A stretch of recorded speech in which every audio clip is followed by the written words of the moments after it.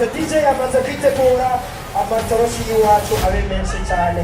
N'amashyi cyane hari inyuma, n'amashyi cyane hakiri.